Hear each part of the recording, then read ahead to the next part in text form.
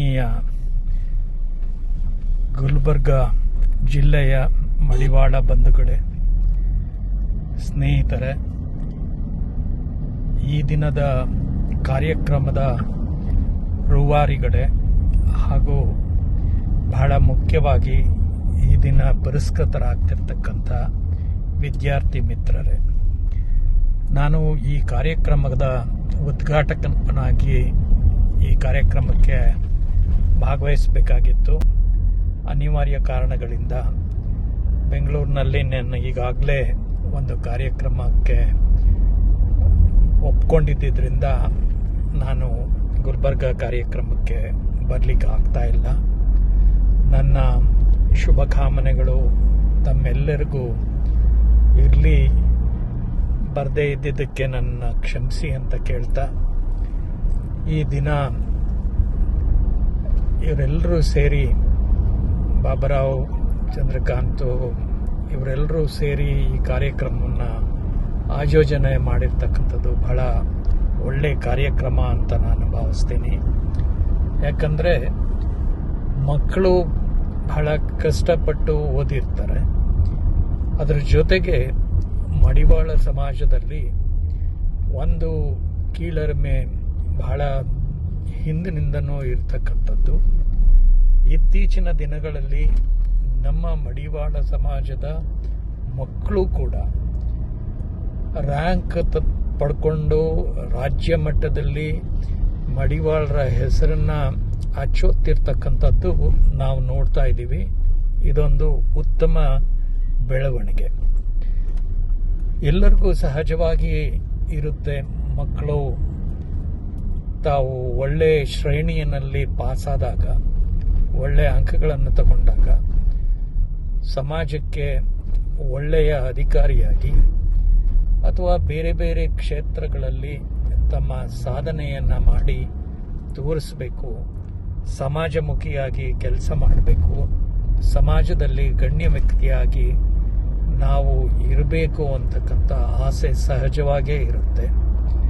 ಆ ಕನಸನ್ನು ನಾವೆಲ್ಲರೂ ಕಾಣ್ತಾ ಇರ್ತಕ್ಕಂಥ ನೀವೆಲ್ಲರೂ ಕೂಡ ಆ ಕನಸನ್ನು ಕಾಣಲೇಬೇಕು ಮತ್ತು ಅದು ಸಾಕಾರ ಆಗುವ ಒಂದು ನಿಟ್ಟಿನಲ್ಲಿ ತಮ್ಮ ಪ್ರಯತ್ನ ಇರಲಿ. ಈ ಕಾರ್ಯಕ್ರಮ ಯಶಸ್ವಿಯಾಗಲಿ. ನಿಮ್ಮ ಜೀವನ ಮುಂದೆ ಒಳ್ಳೆ ರೀತಿಯಲ್ಲಿ ಹಸನಾಗಲಿ ಅಂತ ನಾನು ಹಾರೈಸಿ ಮತ್ತೊಮ್ಮೆ ತಮ್ಮೆಲ್ಲರಿಗೂ ಶುಭಾಶಯಗಳನ್ನು ತಿಳಿಸಿ ನನ್ನ ವಂದನೆಗಳನ್ನು ಅರ್ಪಿಸ್ತಾ ಇದ್ದೇನೆ. ಎಲ್ರಿಗೂ ನಮಸ್ಕಾರ. ವಚನ ಸಾಹಿತ್ಯ ರಕ್ಷಕ ಮಡಿವಾಳ ಮಾಚಿದೇವ ಪ್ರತಿಷ್ಠಾನದ ಈ ಕಾರ್ಯಕ್ರಮಕ್ಕೆ ಆಗಮಿಸಿರುವ ರೇವಣ ಸಿದ್ದೇಶ್ವರ ಶಿವಾಚಾರ್ಯರ ಸ್ವಾಮೀಜಿಗಳ ಪಾದಾರವಿಂದಕ್ಕೆ ನಮಸ್ಕರಿಸುತ್ತಾ, ಆಗಮಿಸಿರುವ ಇತರ ಗಣ್ಯರಿಗೆ ನಮಸ್ಕರಿಸುತ್ತಾ, ಈ ಒಂದು ಕಾರ್ಯಕ್ರಮದ ಕೇಂದ್ರ ಬಿಂದುಗಳಾಗಿರುವ ಮಕ್ಕಳಿಗೆ ಹಾಗೂ ಈ ಕಾರ್ಯಕ್ರಮದ ನೇತೃತ್ವವನ್ನು ವಹಿಸಿಕೊಂಡಿರುವಂಥ ಬಾಬುರಾವ್ರವರಿಗೆ ಎಲ್ರಿಗೂ ಶುಭ ಮುಂಜಾನೆ. ನಾನು ಬರಬೇಕಿತ್ತು ಇವತ್ತಿನ ಈ ಪ್ರತಿಭಾ ಪುರಸ್ಕಾರ ಕಾರ್ಯಕ್ರಮಕ್ಕೆ, ಬಟ್ ಕಾರಣಾಂತರಗಳಿಂದ ನನಗೆ ಬೇರೆ ಮೀಟಿಂಗ್ಸ್ ಇದ್ದಿದ್ದರಿಂದ ಬರಲಿಕ್ಕಾಗಲಿಲ್ಲ. ಸೊ ಅದು ಖುಷಿ ತರಲ್ಲ. ಆದ್ರೆ ಸಣ್ಣ ಸಮಾಜ ಅಂತ ಹೇಳಿ ತಿಳ್ಕೊಂಡವರು ಇಂಥ ಒಳ್ಳೆ ರೀತಿಯಲ್ಲಿ ಕಾರ್ಯಕ್ರಮ ಮಾಡ್ತಾರೆ. ಇಂಥ ಸಮಾರಂಭಕ್ಕೆ ನಮ್ಗೆ ಭಾಳ ಖುಷಿ ಆಗ್ತದೆ. ಈಗ ದಯಾನಂದ ನಗರ ಸಾಹೇಬರು ವೈಸ್ ಚಾನ್ಸಲರ್ ಇದ್ರು, ನಮ್ಮ ರಾಘು ಅವರು ಸಿಂಡಿಕೇಟ್ ಮೆಂಬರ್ ರಾಘು ಅವರು ಇಲ್ಲಿ ಬಂದಾರೆ. ಅದೇ ಈಗಲ್ಲ ಮೊದಲು ಕಂಟಿನ್ಯೂ ಆಗ್ಬೋದು, ಬೆಳಿಕಾಗಲ್ಲ. ಅವರು ದಯಾನಂದ ಹೆಸರು ಅವ್ರ ಬಗ್ಗೆ ಎಷ್ಟೇ ಮಾತಾಡಿದ್ರು ಕಡಿಮೆ. ಯಾಕಂದ್ರೆ ಈಗ ಅವ್ರು ರಿಟೈರ್ಡ್ ಆಗ್ಯಾರ, ಅವ್ರ ಬಗ್ಗೆ ನಾವು ಖುಲ್ಲ ಮಾತಾಡ್ತೀವಿ. ಮೊದಲ ನಾವು ಎಜುಕೇಟ್ ಮಾಡ್ಬೇಕು. ಯಾಕಂದ್ರೆ ಅವ್ರಿಗೆ ನಾವು ತಾರೀಫ್ ಮಾಡಿದ್ರೆ ಅವ್ರಿಗೆ ತೆಗರು ಬೇರೆ ಇರ್ತಾರೆ. ಅವ್ರದ್ದು ಒಂದೆರಡು ಕಾರ್ಯಕ್ರಮ ಅಟೆಂಡ್ ಮಾಡಿದಾಗ ಅವ್ರ ನಾಲೆಜ್, ಅವ್ರು ಹೇಳೋ ರೀತಿ,